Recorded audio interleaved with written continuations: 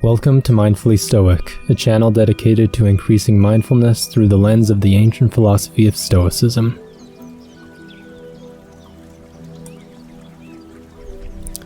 Today's guided meditation will be on indifference regarding the thoughts of others.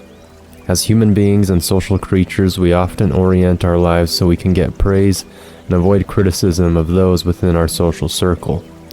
The Stoics taught that we should focus on the opinion we have of ourselves instead of attempting to seek others for validation and approval. Now let's begin.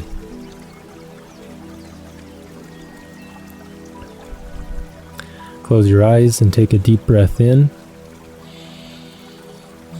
and out. In and out. Start to notice the sensations in your feet and in your hands,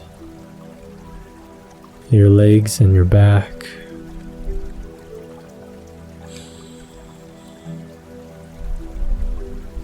Recognize the lungs expanding and deflating with each breath. Pay attention to any sounds in the environment without any judgment. And if you have any distracting thoughts, observe them, acknowledge them, and bring your attention back to your breathing. Take a quick moment to be grateful. Ponder on anyone or anything for which you are grateful.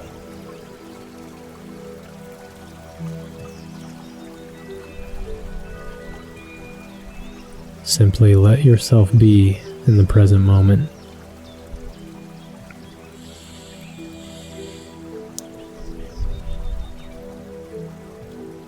If your mind begins to wander, anchor your mind back to this current moment by recognizing your breath. Breathe in, I am breathing in. Breathe out, I am breathing out. Breathe in, I am breathing in. Breathe out, I am breathing out. Breathe in, I am breathing in.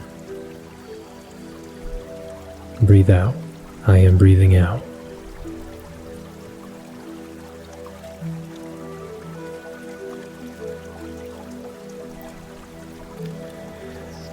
Because of our social nature, we care a lot about what other people say and think. Whether they are giving us praise or criticism, we hold their judgments in high esteem. Especially in this technological age, it is easy to be praised and or criticized by someone we don't even know via social media. Perhaps we hope to gain validation and approval from our colleagues and in our career or in our other aspirations. While this might seem like a worthy endeavor, we can't base our emotional well-being on external factors and on the opinions of the crowd. Marcus Aurelius said, "What then is to be valued? The clapping of hands? No. Nor should we value the clapping of tongues, for that is the praise of the masses." End quote. Michel de Montaigne wrote in his book of Solitude, "Who does not willingly exchange health, tranquility, and life itself for reputation and glory, the most useless, worthless, and counterfeit coin that circulates among us?" End quote. Along the same lines, Seneca wrote, "How foolish one must be to leave a lecture hall gratified by the applause of the ignorant. Why do you take pleasure in praise from those you cannot praise yourself?" End quote. Epictetus taught the following: "Who are these people whose admiration you seek? Aren't they the ones you are used to describing as mad? Well, then, is that what you want, to be admired by the lunatics?" End quote. Talking about the impermanence and shortness of life and fame, Marcus Aurelius wrote, "Soon you will have forgotten everything. Soon everything will have forgotten you." In Meditation, Book 4, Marcus wrote the same idea in a different way. Or is it the thing called reputation that worries you? Look at the speed with which everything is forgotten, the vast gulf of boundless time on either side of us, the emptiness of applause, the changeable, undiscriminating nature of those who seem to praise, the tiny space in which it all takes place." End quote.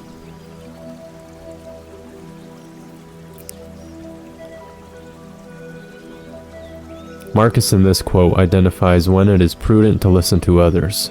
He wrote, "Do not waste the time you have left thinking about others unless it serves some good and useful purpose, for it takes you away from other work.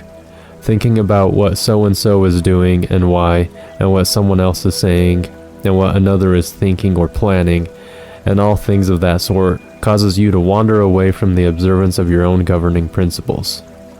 End quote.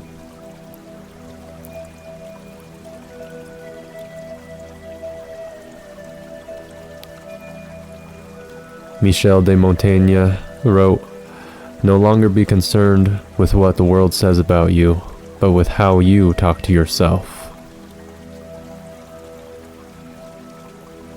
He also wrote, "No one but you knows whether you are cowardly and cruel or loyal and devout.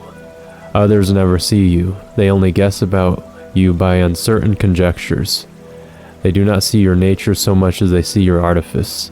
So do not cling to their judgments. Cling to your own."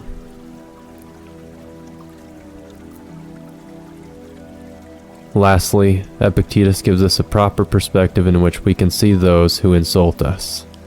He taught, "Whenever someone does you a wrong or speaks ill of you, remember that he is doing what he thinks is proper. He can't possibly be guided by what appears right to you, but only by what appears right to him. So if he sees things wrongly, he is the one who is hurt, because he is the one who has been deceived. Starting from this reasoning, you will be mild toward whoever insults you. Say each time, 'So it seemed to him.'"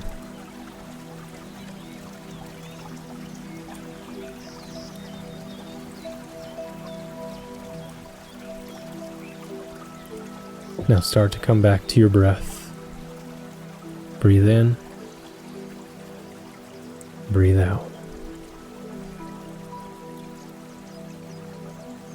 Breathe in. Breathe out. Start to pay more attention to your body and the sensations you are feeling at this present moment.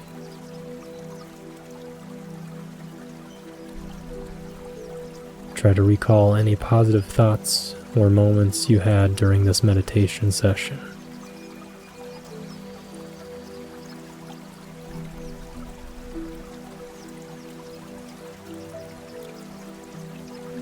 Thank you for listening to this guided meditation.